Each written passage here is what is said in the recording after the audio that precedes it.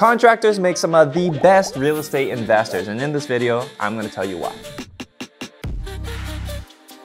So for those of you that may not know, I actually do have a background in construction because my father ran a construction company while I was in high school, and during those summers I would take all kinds of construction jobs, and it taught me a lot about home renovations, how to repair things. We had a few investor clients who were talking about real estate while we were around, and we were also working with them on those projects. Now, because of this line of work, I got a lot of broad perspective when it came to different people in different lines of work in the trades, right? Whether it was towelers, plumbers, doing kitchens, flooring, painting, you name it. And I saw a pretty distinct difference in those people who were doing those various types of work and those who invested in real estate and those who didn't. And the reason why I'm saying this is because people who were able to do this properly and effectively are way farther ahead. And as sometimes I think about it, I'm like, the reason why not a lot of people did it who are in construction is because some of them just didn't know how. Let's start with advantages. The first thing is that because you're in construction, you have a thorough understanding of what it means to renovate a property. And let's face it, the majority of what has to do with real estate investing has to do with renovation. You have an understanding that cuts through all the nonsense,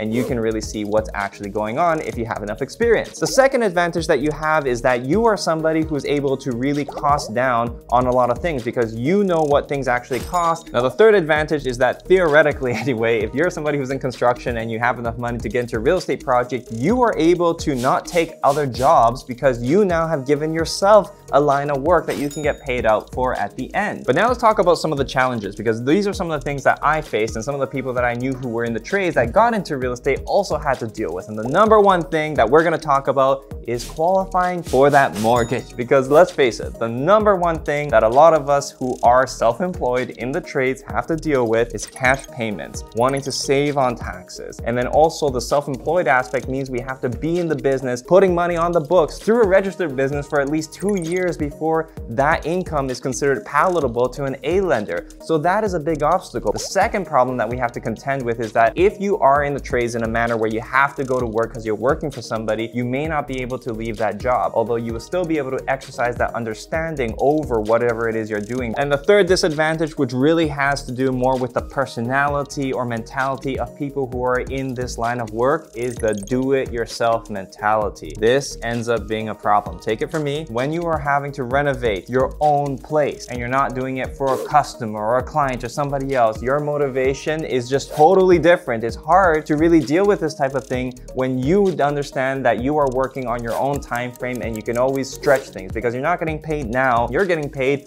months down the road when the property actually matures. But now let's amalgamate all these advantages and disadvantages or obstacles together to talk about how we can work around everything. Contractors or people who are in the trades make amazing real estate investing partners because of their ability to exercise control and understanding over the project. And also, if you're running a construction crew or you have connections to other trades, you can really cost down on your expenses to renovate a property or fix things. Because let's face it, some of the biggest overheads that a lot of people have on renovation projects or in real estate investing has to do with renovations and construction. The barrier of entry for construction is generally pretty low, but that also means that good people who are in construction or renovations that can do quality work are in extremely high demand. So they can make pretty good income there, and therefore if you want good quality work at your property, it ends up being expensive. But not for you, because you can put in your own sweat equity. But the fact that you are a desirable partner for a real estate investor or to do real estate investing means that you can now overcome some of those obstacles, like having to qualify for a mortgage. The thing about B lenders and private lenders is that